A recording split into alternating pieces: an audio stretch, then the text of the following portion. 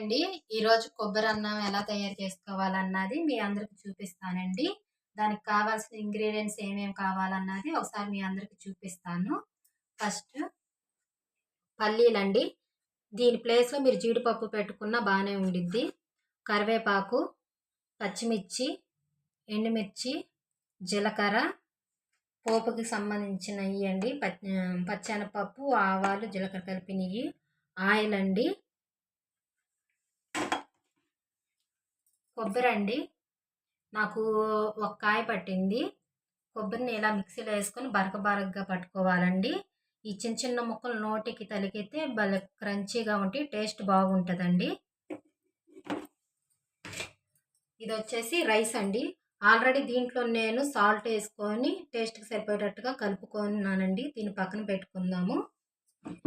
ఇప్పుడు తయారు చేసే విధానాన్ని మీ అందరికి చూపిస్తానండి. ఫస్ట్గా పొయ్యి ఆన్ చేసుకుందాం.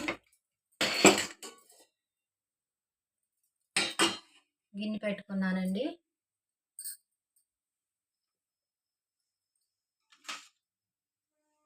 ఆయిల్ వేసుకుంటున్నాను.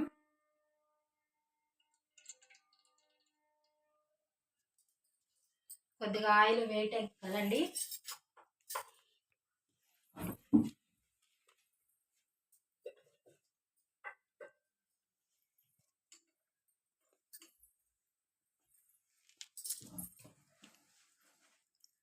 ఆయిల్ కొద్దిగా వేడెక్కిందండి. కొద్దిగా నెయ్యి కూడా యాడ్ చేద్దాము, టేస్ట్ బాగుండిద్ది.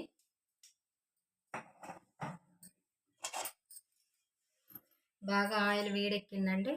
ఇప్పుడు దీంట్లోకి పల్లీలు వేసుకుందామండి.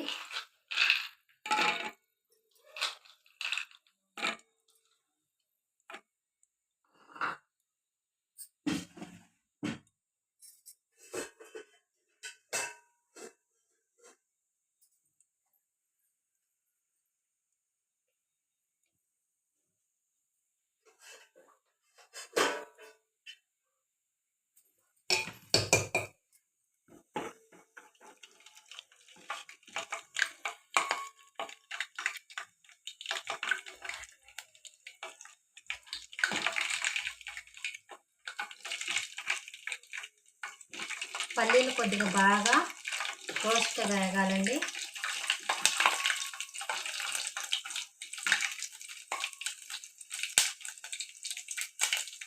ఇప్పుడు దీంట్లోకి వచ్చేసి పోపు దినుసులు వేసుకున్నామండి.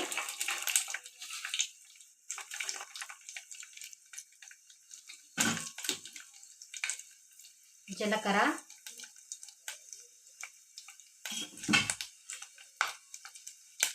ఎండుమిర్చి, పచ్చిమిరపకాయలండి,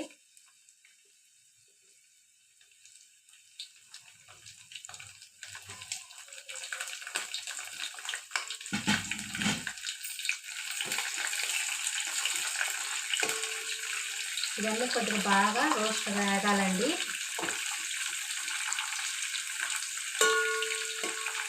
ఈరోజు శుక్రవారం కదండి, అమ్మవారికి కొబ్బరి అన్నం తయారు చేసి ప్రసాదానంగా పెడదామని చెప్పని కొబ్బరి అన్నం చేస్తున్నానండి.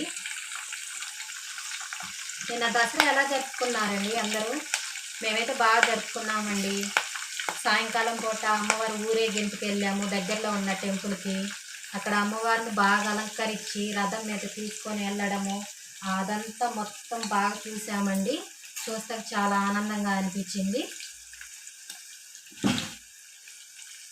ఇప్పుడు కరివేపాకు వేసుకుందామండి.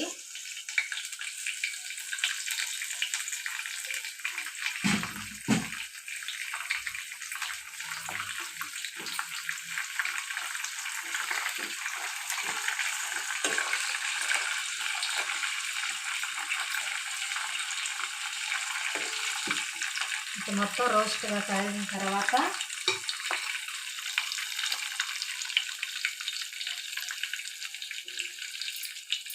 ఇదిగోండి మొత్తం ఇలా వేగాలండి.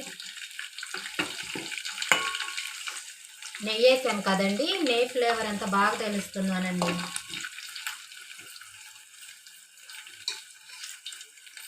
ఇప్పుడు దీంట్లోకి పచ్చి కొబ్బరి వేసుకున్నామండి.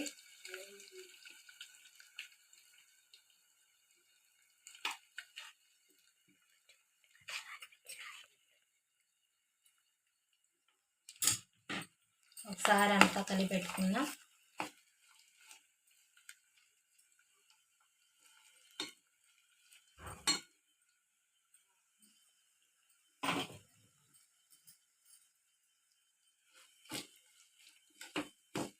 కొద్దిగా పచ్చి వాసన అంతా పోయేదాకా ఒక 5-10 నిమిషాలు ఉంచుకుందామండి. ఇదిగోండి మొత్తం ఇలా రావాలి.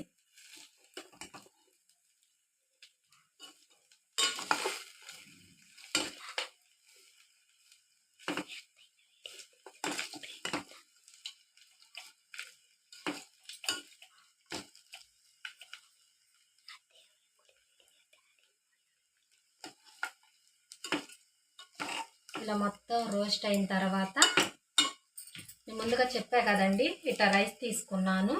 ఈ రైస్లో సాల్ట్ కలుపుకున్నానండి తగినంత. ఇంక ఇప్పుడు ఏం లేదండి, ఇది మొత్తం ఈ పోపు అంతా వేసింది మొత్తం దీంట్లోకి వేసుకొని ఇప్పుడు పులిహోరకి ఎలా కలిపెట్టేసుకుంటామో అట్లా తిప్పేసేసుకోవడమేనండి. అంతా వేసేసి అండి. చాలా సింపుల్ రెసిపీ, ఎవరైనా చేయొచ్చు, చిన్నపిల్లలతో సహా చేయొచ్చు అండి. ఇది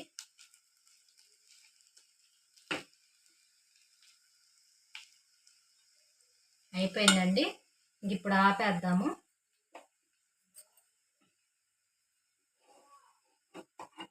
ఇదిగోండి ఇప్పుడు మొత్తం దీంట్లో వేసేసి కలుపుతానండి.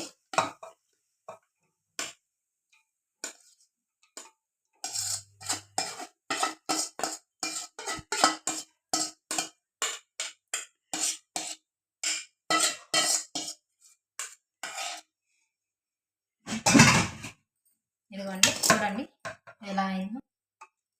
ఇప్పుడు ఒకసారి అంతా తిప్పేసుకుందామండి.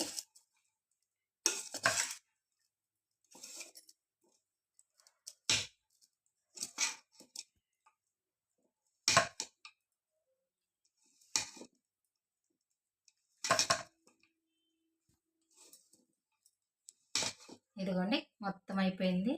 చూసారుగా ఎలా ఉందో.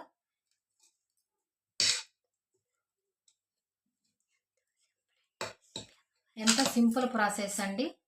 మీరే చూసారుగా సింపుల్గా ఎలాగ అయిపోయిందో 5 నిమిషాల్లో. ఇప్పుడు ఇది తీసుకొని అమ్మవారికి నైవేద్యం పెట్టుకొని పూజ చేసుకుందామండి.